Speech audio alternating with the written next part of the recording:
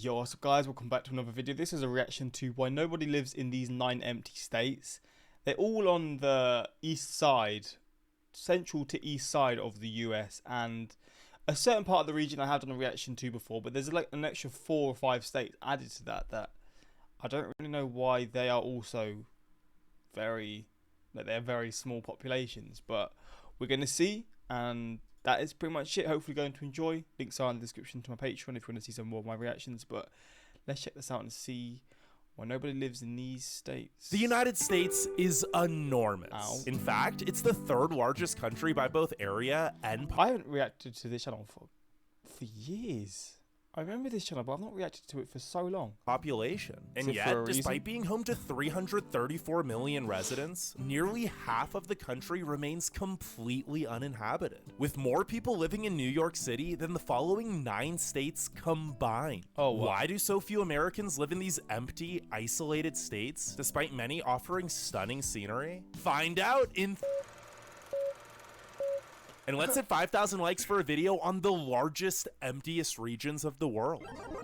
Number 9, Maine. Maine is so far north, the people living here might as well be Canadian. I mean, they're pretty much surrounded by our friendly maple syrup loving cousins. And the landscape is nearly identical too, with mystical pine forests, glacial lakes, rocky coast, and of course, moose. So why is this beautiful state mostly uninhabited with just 1.385 million residents, especially when compared to other East Coast states? It's simple. The climate. This map shows Maine's population density by area. As you can see, nearly every Mainer lives in the south or along the coast, where the farmland is more fertile and the winters are bearably cold. Winter in the rest of Maine is similar to winter in Game of Thrones. Brutal and never ending. As such, not much industry exists in the vast majority of the state, which is 89% untouched forest. And while wow. Portland is a hip and charming city with great restaurants and a decent economy, Maine is also the most rural state with only 38.7% of the population living in urban centers. So unless you're a trust fund baby who loves driving their snowmobile on Moosehead Lake for the 1300th time, the state just doesn't offer much for young people, who usually leave in their 20s and only think of coming back to retire. The Pine Tree State has the oldest median age at 44.8 years. Number 8, Montana. With the east covered in farmland stretching farther than the eye can see, and the west full of mountains and glaciers that touch the sky, Montana is a dream come true for any would-be cowboys. It may come as a surprise to hear, then, that the state houses just 1.12 million residents, despite covering 147,000 square miles. Yeah, Montana is larger than Japan, yet houses less than Montana's bigger than Japan.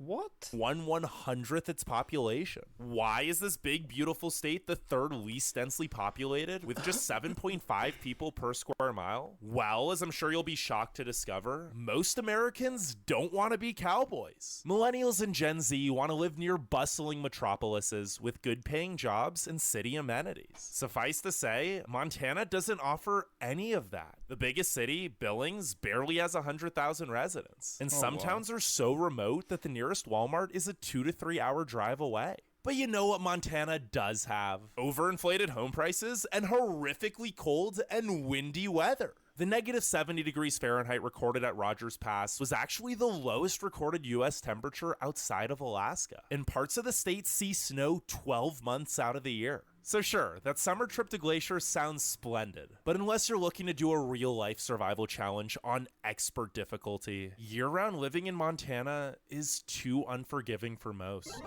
Seems Number rough. 7, Rhode Island. The only So this is just a lot different to what I was expecting then. This is a lot of New England territories. thing Rhode Island and Montana have in common is their population. Because while Montana is massive, landlocked, and full of mountains and wide open spaces, Rhode Island is tiny, coastal, and flat. In fact, it's by far the smallest state at just 1,034 square miles. So although less than 1.1 million people call the Ocean State home, that's mostly just due to it being so darn small that there isn't any room for more residents. Rhode Island is the second most Yeah, it's just why nobody lives in these states. This video's kind of lied to me. Densely populated state with 1,061 people per square mile, and nearly the entire state is urban and part of the Providence metro area. The crowded population is slowly decreasing, however, as the cost of living is now similar to New York, and just about everything the state has going for it, another New England state does better. Number 6, Delaware. Delaware is nearly twice the size of Rhode Island, but at just 1,948 square miles, around the same size as the city of Anchorage, it's still exceptionally small. And while Rhode Island's population is boosted by the mid-sized city of Providence, Delaware has Wilmington with an astonishing 70,000 residents. But why does Delaware I can see why I stopped reacting to this channel. have no large metropolises, especially since it houses over 2 million corporations? Well, Wilmington could have been a prime candidate, but Philadelphia, just 30 miles upstream, stopped any notion of that since its location was less prone to storms and closer to the other major cities at the time. Not to mention, it was the birthplace of the country, and the rest of Delaware is out of the way of the I-95 corridor and most historical trading routes, so its largely beach tourism-based economy never required any large cities. Plus, the loophole in Delaware that allows companies to pay no state income tax makes sure those companies only conduct business in other states, meaning they don't actually create jobs in Delaware. But hey, retirees don't need jobs and love beaches, so they're moving in droves. The population of 1.02 million actually grew by 1.4% over the past year. Number 5. South Dakota. South Dakota. See, this region is what I was thinking was going to be on here, right? The states in this sort of area, because they are typically known for being massive and not having a very high population. Home to Wall Drug, one of America's most famous cultural landmarks. Wait, Wall Drug? What? No, I meant Mount Rushmore. Sorry, after passing literally 200 billboards talking about the place, Wall Drug is most certainly not worth the hype, but impossible to forget. Damn marketing schemes. The fact that Wall Drug is the most exciting thing for hundreds of miles, however, says a lot about South Dakota. It's vast, far from everything, and virtually empty. Not to mention, really cold. And those are the exact reasons why it's the 5th smallest state by both population and population density, with only 909,000 residents. To put that into perspective, South Dakota's surface area is 17% larger than Florida's, yet it has fewer residents than the city of Jacksonville. Historically, most of the Great Plains states had no need for major city centers as their populations were mostly rural and economies mainly agricultural and mining based. But driving through the fields of South Dakota feels so much lonelier than in Nebraska or Kansas. There's just less everything. Houses, farms, truck stops, and semblances of civilization.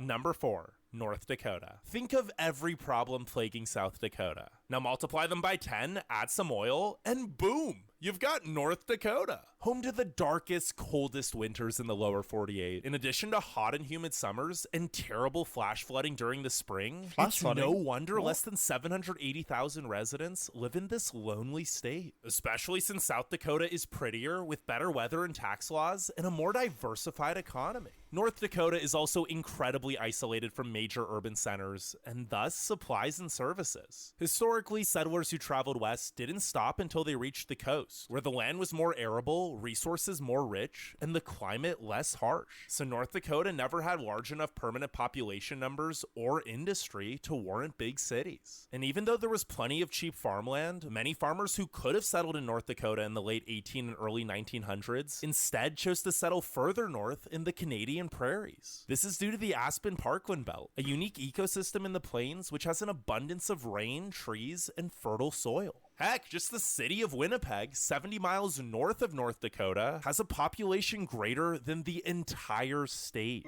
Oh, wow. Number 3, Alaska. Alaska's number 3.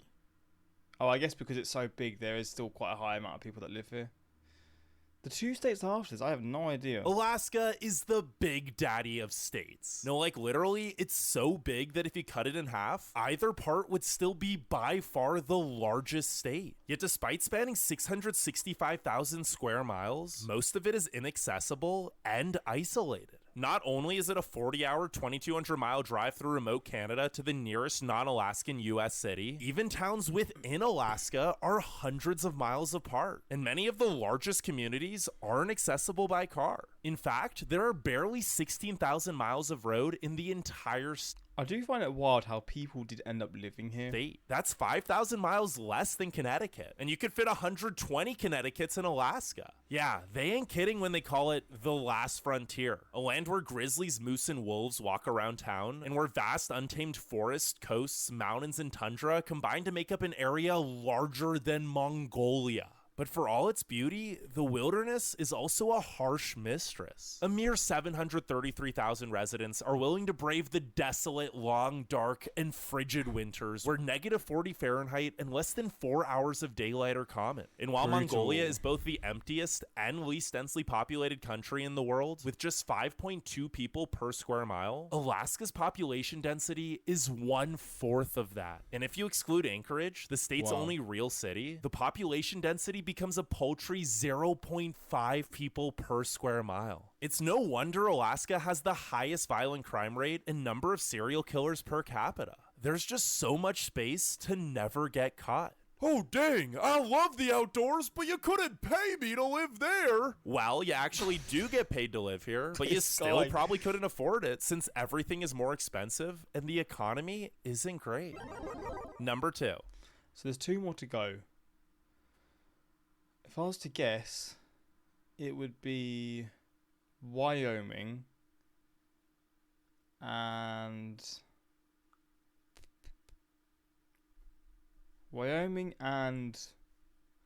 Vermont. No, I'm trying to look at the New England states. Probably Wyoming and I don't want to say Idaho, but maybe it is Idaho. But I don't think it is. I don't know. Vermont. Besides being known as the... Oh, I knew it was Vermont. I knew it. So it's going to be Vermont. And then it's going to be Wyoming. Vermont, then Wyoming. God damn it. Home of Bernie Sanders. When most people think of Vermont, they probably picture cozy farmhouses tucked away. Is this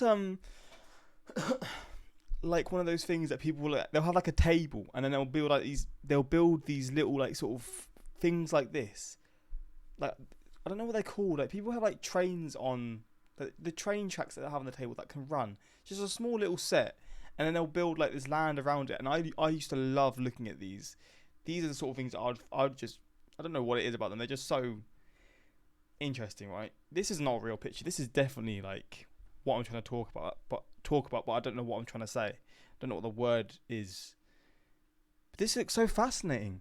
Amongst autumnal colors, with their inhabitants waking up to a blissful chorus of chirping birds and rushing water before lathering some Vermont maple syrup on a hearty breakfast. And they wouldn't be wrong. Despite being the 6th smallest state by area, Vermont is a rural haven in every sense of the word, with just 38.9% of residents living in urban centers. This, in addition to Vermont's mountainous and forested terrain not being ideal for building large cities, is the main reason it's so sparsely populated, with just 647,000 residents. Wait a minute, I just looked at the map. Vermont borders Canada, and so do over half the states on this list. Is the real reason Americans don't live in them because they secretly just don't like Canadians? You know, you might be onto something. But I think the more logical explanation is that Canada is cold, so states that border Canada are also cold, and most people don't like the cold. With that said, Vermont's beautiful scenery, great affordability compared to the rest of New England, and thriving job market in Burlington has turned it into the most moved to state since 2020. So we'll see if it leapfrogs Alaska or North Dakota in the years to come. Now, before we get to number 1, make sure you leave a like and subscribe, and let me know which of these states you'd want to live in the most. And 3 honorable mentions that have larger populations than Maine, but are still virtually empty apart from 1 or 2 major cities are New Mexico, which houses 2.1 million residents, but since it's also the 5th largest state by total area, its population density of just 17.2 people per square mile is the 6th lowest of any state. And if you exclude the Albuquerque metro area, where nearly half of all New Mexicans live, the rest of the state is emptier than North Dakota. Idaho, whose population of 1.94 million did increase by over 100,000 residents in just the last 2 years, but the state is still very sparsely populated, with the most untouched national forest in the nation and just 22.3 people per square mile. And Nevada, which has a fairly large population at 3.18 million. But did you know that 83% of the state is completely uninhabited and 93% of the state looks like this? Plus, if you took out Las Vegas, whose metro area houses 3/4 of all Nevadans, the population density would be just 7.7 people per square mile. But without further ado, number 1.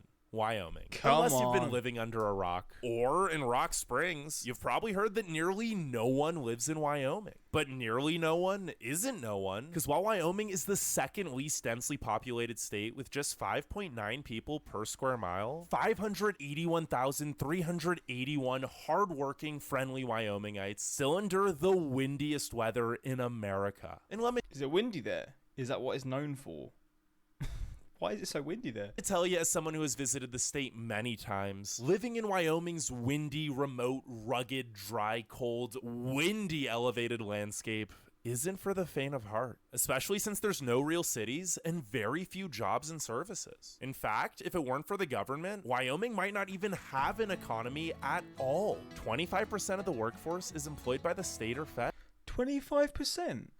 But this also makes it one of the safest states to buy a home. And if you want to know the other best states to buy property in 2024, there's a video on screen now. Go check it out. There we go. I mean, kind of got lied to by the title. I was thinking it was going to be the states in the title, so I was assuming it was going to be for a specific reason, but it was just not that at all. But yeah, that was that. There's not really much else to say. If you live in one of these states, do they feel as isolated as maybe it made to seem here? I mean, Delaware and Rhode Island just aren't at all. They are as highly populated as any state can be in terms of the land. More than any state, really. But yeah, that's that. Hopefully you enjoyed. Until next time. Peace.